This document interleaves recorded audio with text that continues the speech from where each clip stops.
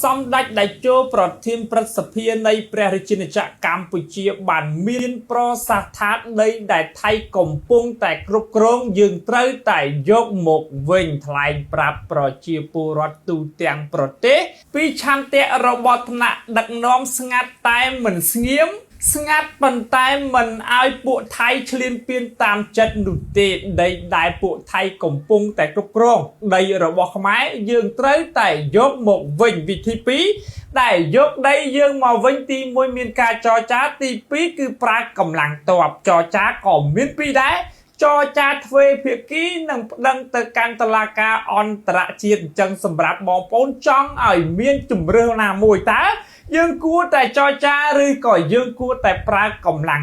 តបអញ្ចឹងសូមបងប្អូនជឿជាក់លើថ្នាក់ដឹកនាំប៉ុន្តែរឿងមួយទៀតនោះតាក់ទងជាមួយនឹងការបើកច្រកខ្មែរគ្មានថ្ងៃសុំថៃបើកច្រកមុនទេណាបងប្អូនទោះបីជាបិទច្រករហូតក៏កាន់តែល្អពីព្រោះធ្វើឲ្យខ្មែរអាចផលិតទំនិញខ្លួនឯងបានហើយសេដ្ឋកិច្ចរបស់ថៃនឹងធ្លាក់ដុនដាបដោយសារតែនាំទំនិញថៃមកលក់នៅកម្ពុជាមិនបាន